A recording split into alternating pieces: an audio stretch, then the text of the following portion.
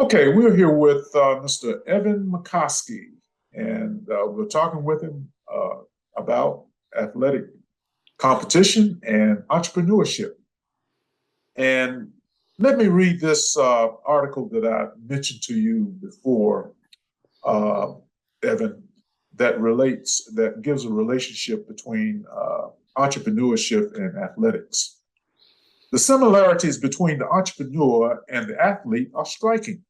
To be successful in either arena, the business office or the playing field, the participant must learn to maximize their strengths and negate their weaknesses. For an athlete, knowing the particular strengths one possesses is vital to success in the game. So what I'd like for you to do is comment on the significance of four things that I believe are vitally important in athletic competition as well as entrepreneurship. And these four things are purpose, preparation, power, and perseverance. And so let us have your take on how important, for example, preparation is in your business endeavors, and then relate it to some aspect of athletic competition. I would say that preparation is always important, as simple as just in sales. If you're going to meet with a prospect, let's say, you should at least have you may be selling that prospect a specific service or product, but you should learn a little bit about that prospect, how it relates to what you're selling them. But in general, knowing a little bit about who you're talking to can only prepare you to meet with that person, because even if it's just not necessary and it's to flatter that person, that you know this about them or their business, people like being, I don't know, studied, understood, and that preparation that you put in is only going to make you better when you're in front of that person. And I think that no matter what business or industry you're in, yes, there are certain things where maybe you don't need to prepare, and it's case by case basis, but as a whole, I would say that preparation is a good thing. And how it relates to athletics, okay, Steph Curry is the best shooter of all time. His father's Del Curry, who was a great shooter, so it's in his genes. He clearly has natural athletic talent. He's a better shooter. He was born a better shooter than you and I. Okay, without any preparation, Steph Curry is a better shooter than you and I. But supposedly he has unbelievable, and you can watch him before games shooting shots, preparing and making baskets, and I don't know, maybe make 30 in a row from three-pointer, and you don't realize how far the NBA three-point line is till you really look at it. It's really far, and just to be able to make 30 of those in a row, there's no question that he has all the natural ability in the world, and he's not in that position without that natural ability. Like, I could prepare and practice forever and never be as good a shooter as Steph Curry. So I'm not saying preparation makes up for natural talent, but there's a reason he's shooting shots, because he's not playing against me. He's playing against the best basketball players in the world and other people that can, I don't want to say do what he does, but sure, that can make NBA three pointers and play defense and whatnot. So if he's really going to be great and separate himself, he needs to prepare. But Evan, we talked about this earlier. You could just mention this just to give our audience some perspective. You worked in the sports arena before, and just hit on that. For example, your work out in Los Angeles, because you do have the experience of working with and covering some of these athletes, especially in basketball, as well as, I guess, football and baseball as well. Yeah. And you might even maybe mention some other athletes. I know I talked to you before about LeBron James, and there are other athletes that prepare themselves to maximize their talents. So touch on that for just a second. I mean, they all have a skill set. Like I was saying with Steph Curry, there's no doubt about it. But every one of them, I mean, I think LeBron James prepares rigorously. I mean, every athlete to get to the professional level, you have to have unique talent, but at the same time, I would say that preparation across the board is paramount to the greats. I mean, Larry Bird, you name it, Magic Johnson. They all have to practice, as Allen Iverson used to talk about practice. We're talking about practice. I mean, it does relate to whether you're in sales or you're in. It takes time. Like I got into the mortgage industry, and yeah, there's a learning, but there's a learning curve, absolutely. But you're not practicing mortgages, but you have to learn and learn and study what's a debt to income ratio, what's loan to value, what's anything if you want to buy down points or whatever, you have to learn and you have to study, and doing it makes you better.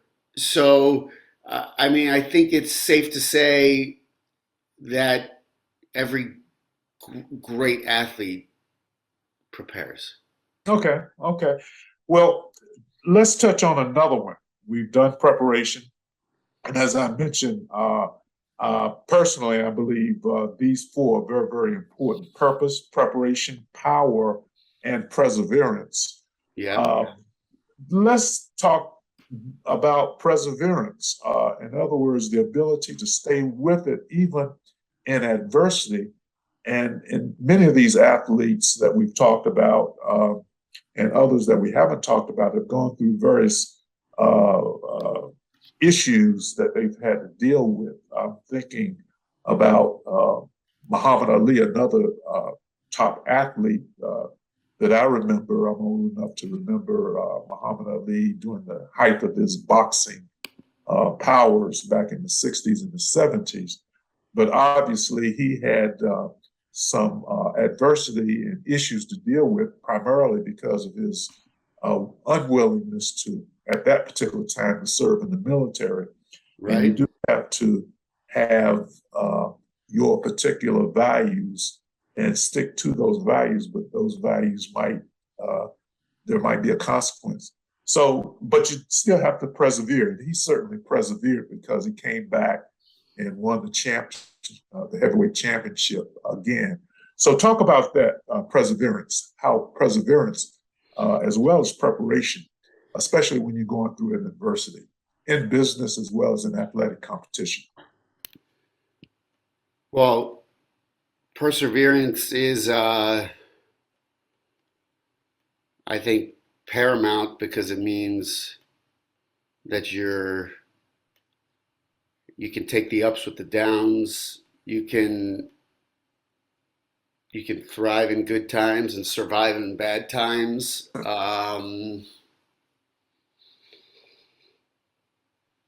I mentioned mortgages. It's not a good time in the mortgage business as the interest rates are high and mortgage applications are at a low since 2008 and the financial crisis.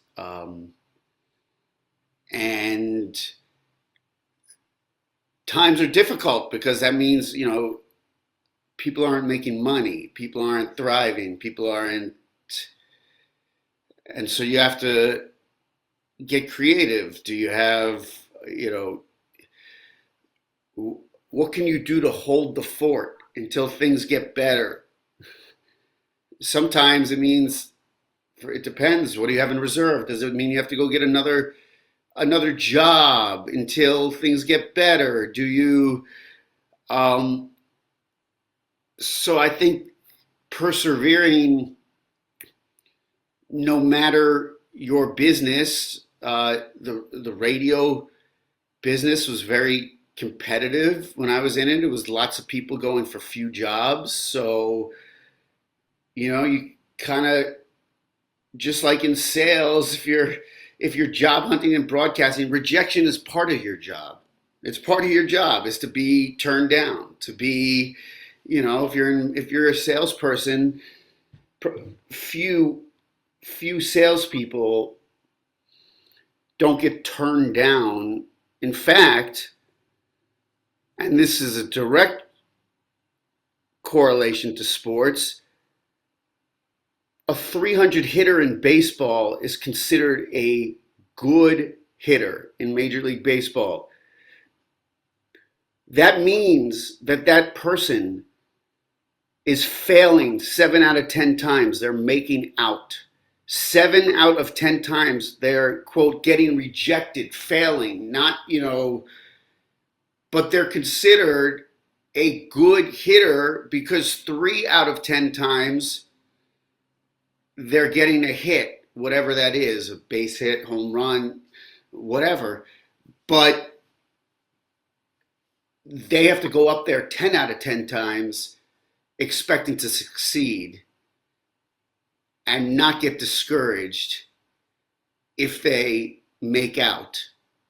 Because more times than not, they will make out. And they need to persevere through those 7 out of 10 times to bear the fruit of those 3 out of 10 times. Okay. Well, we've gone through preparation and perseverance, but we have 2 left that I'd like for you to make a comment on. And these 2 are purpose and power. I believe one of the reasons why, and you can tell our audience the reason why you became a mortgage broker in the first place. I'm assuming that you had some degree of love for it. And I think this relates to purpose.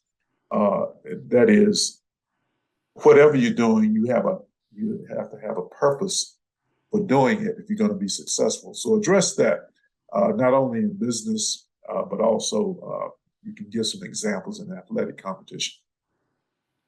Purpose. I would and maybe say, first of all, in your case.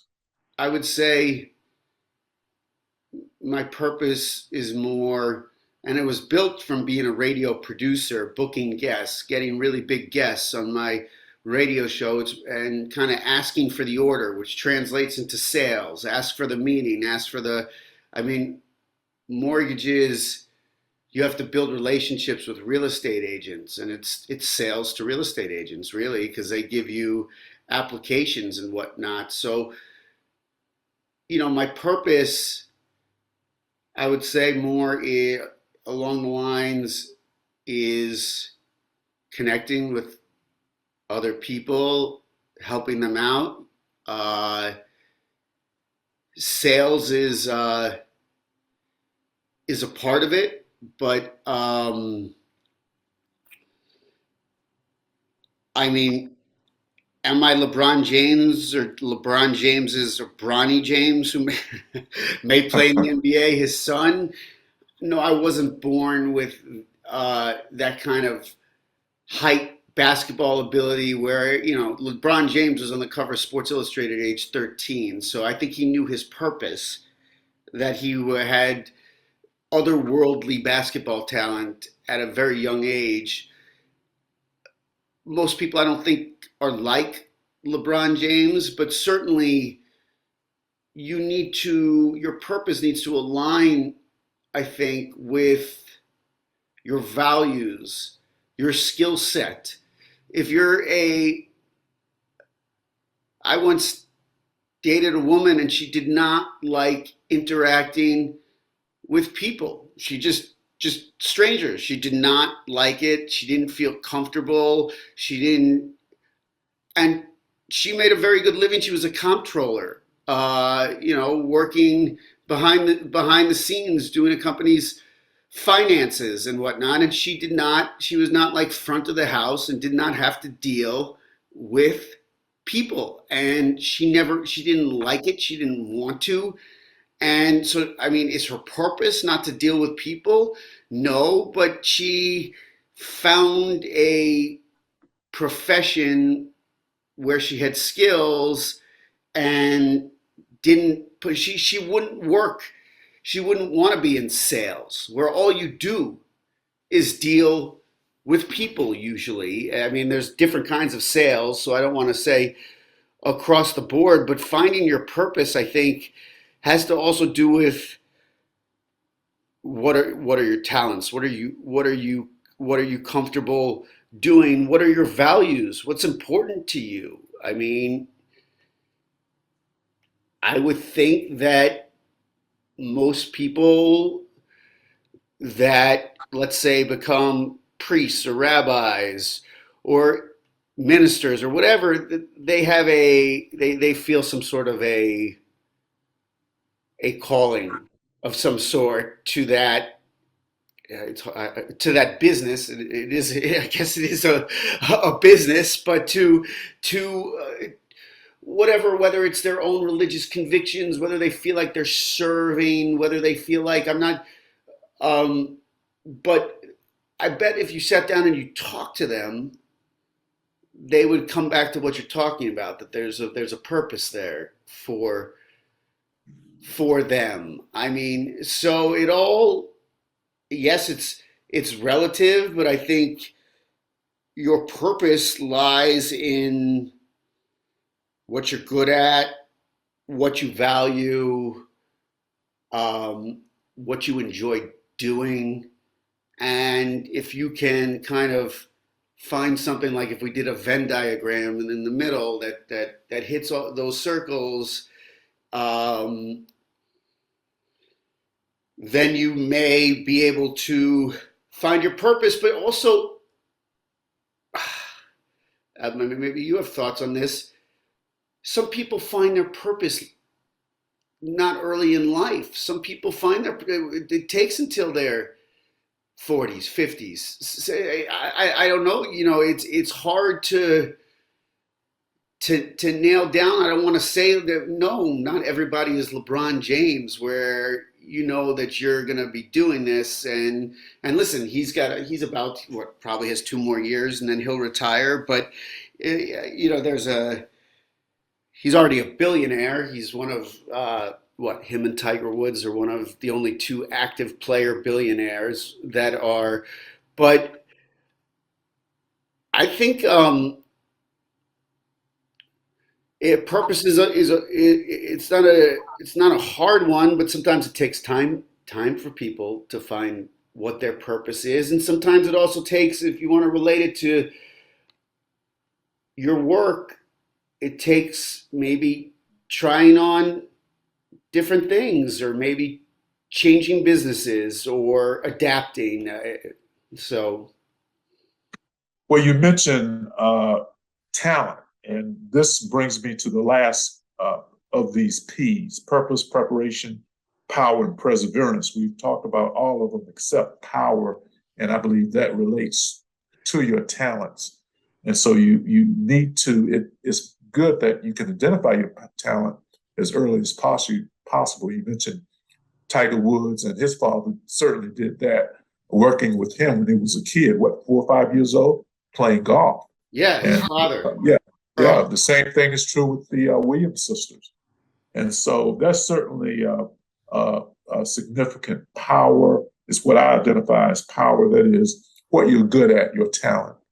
So, but listen, Evan, we're coming to the close of our interview. I'd like to thank you for being with us again, because you were with us before. You've given us a lot of great insight. And maybe at some point in the future, you're going to be with us again to give us even more insight as far as how we can relate some of these things to both athletic competition as well as entrepreneurship. So give the people your contact information in case someone would like to contact you. Okay, my name is Evan Makovsky. I live here in Raleigh. If you'd like to reach me, my phone number is 310-428-7210. My website is Podcast Video Host, which is easy enough to remember. And I really appreciate being on your program.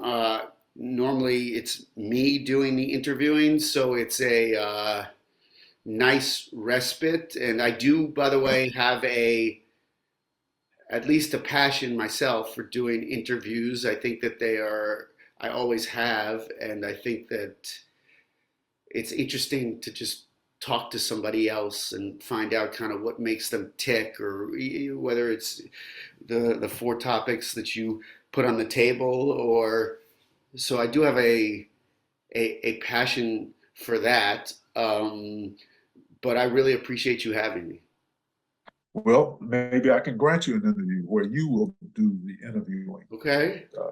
And so I would definitely look forward to that. Well, thank you very much. I'd like to thank Every Dot Black, the sponsor of this particular program. And I'd like to thank our audience for being with us today. And in closing, I'd like to say that whatever you're going through, just keep this in mind, that there's always more good things coming your way. And we'll be seeing you the next time.